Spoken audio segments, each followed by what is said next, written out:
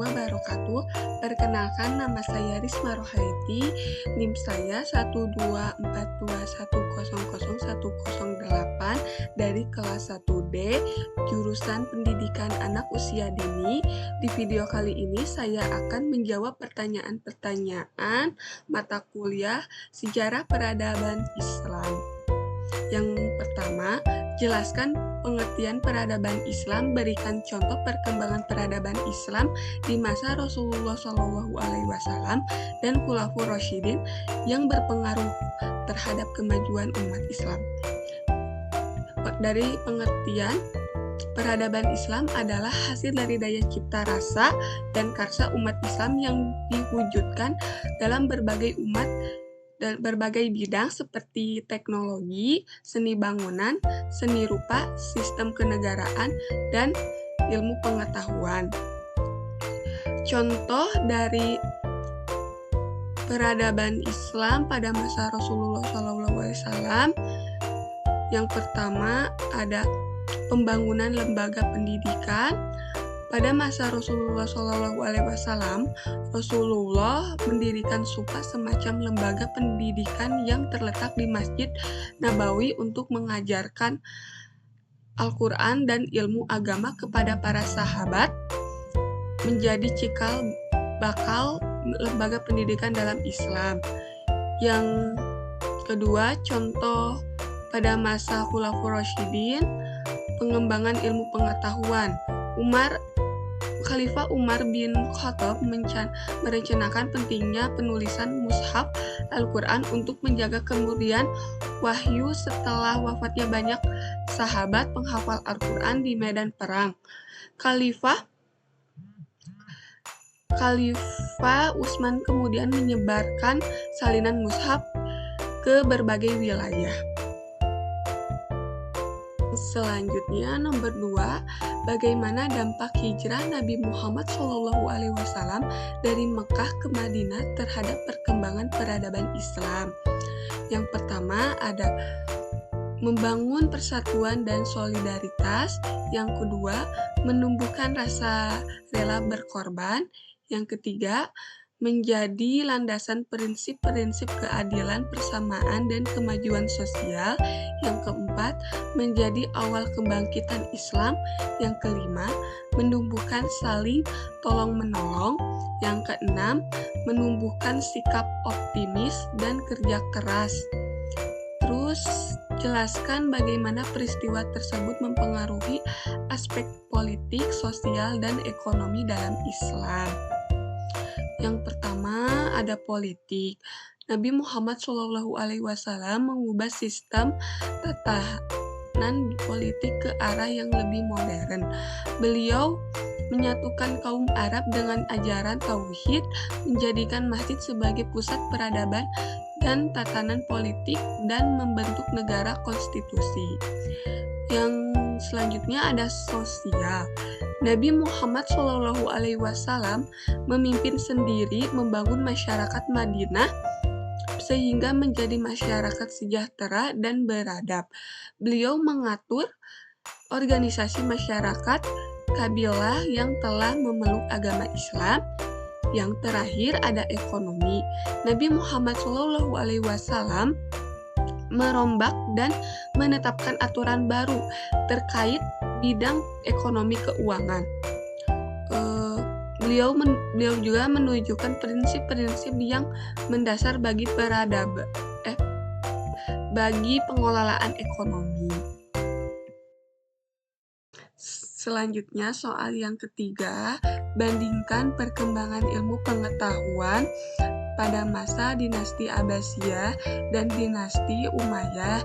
Jelaskan faktor-faktor apa saja yang menyebabkan berkembangnya ilmu pengetahuan di kedua masa tersebut.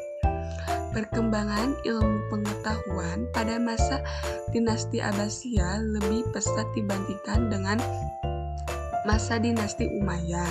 Perbedaan utama di antara dinasti Umayyah dan dinasti Abbasiyah adalah bahwa dinasti Umayyah lebih berfokus pada perluasan wilayah, militer, dan penaklukan wilayah. Sedangkan dinasti Abbasiyah lebih menyukai perluasan ilmu pengetahuan. Faktor yang menyebabkan berkembangannya ilmu pengetahuan pada masa dinasti Abbasiyah. Yang pertama ada penerjemahan buku-buku karya seperti hasil karya cendekiawan Yunani ke dalam bahasa Arab. Yang kedua, pembangunan Baitul Hikmah sebagai pusat penerjemahan, kajian ilmu pengetahuan, dan lembaga penelitian. Yang ketiga, ada asimilasi antara bangsa Arab dengan bangsa-bangsa lain yang lebih dahulu maju dalam ilmu pengetahuan. Yang ketiga, ada stabilitas ekonomi dan politik yang memungkinkan Khalifah Harun al-Rasyid untuk membangun sektor sosial dan pendidikan. Soal nomor keempat, apa yang dimaksud dengan zaman keemasan Islam? Sebutkan tokoh-tokoh ilmuwan Muslim yang berkontribusi besar pada masa zaman keemasan Islam beserta bidang ilmu yang mereka kembangkan. Zaman keemasan Islam adalah periode kejayaan Islam dalam bidang pengetahuan, ekonomi, dan budaya yang terjadi pada abad ke-8 hingga abad ke-13. Periode ini ditandai dengan banyaknya penemuan dan inovasi yang dihasilkan oleh para ilmuwan, filsuf, dan insinyur Muslim. Terus ada beberapa tokoh ilmuwan Muslim yang berkontribusi besar pada masa zaman keemasan Islam dan bidang ilmu yang mereka kembangkan. Yang pertama ada Al-Khwarizmi, yaitu ahli matematika yang menemukan aljabar. Yang kedua ada Ibnu Qura Sabit bin Khurrah, yaitu ahli astronomi dan matematika. Yang ketiga ada Al-Batani, yaitu ahli astronomi yang menemukan penemuan tahun pada 365 hari. Yang keempat ada Ibnu al-Farabi, yaitu ahli filsafat. Yang kelima ada Ibnu al-Haytham, yaitu fisikawan yang menemukan optik. Yang keenam ada Jabir ibnu Hayyan, yaitu di barat dikenal dengan nama Geber. Ia dikenal sebagai bapak kimia modern. Yang terakhir ada Ibnu Sina, yaitu ilmuwan Muslim yang berkontribusi besar dalam bidang kedokteran. Soal yang terakhir, jelaskan bagaimana pengaruh kebijakan toleransi beragama yang diterapkan pada masa Abbasiyah terhadap kehidupan masyarakat. Berikan contoh konkret dari kebijakan tersebut dan bagaimana dampaknya bagi kemajuan peradaban Islam.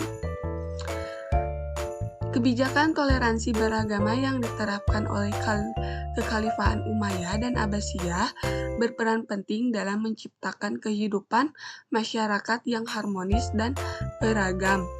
Kebijakan ini tidak hanya memungkinkan perkembangan ilmu pengetahuan, budaya, dan ekonomi, tetapi juga menciptakan stabilitas sosial yang mendukung kemajuan peradaban Islam secara keseluruhan. Pembangunan masjid dari gereja secara berdampingan. Contoh konkretnya di kota-kota besar seperti Cordoba, di Andalusia, dan di Baghdad. Pemerintahan Umayyah dan Abbasiyah mengizinkan pendirian gereja-gereja di sinagoga di samping masjid. Di Cordoba yang berada di bawah pemerintahan dinasti Umayyah, umat Islam dan Kristen hidup berdampingan dan komunitas Kristen bahkan diberikan otonomi dalam menjalankan urusan keagamaan bisa dilihat dari adanya Gereja Santa Maria yang berada di Cordoba.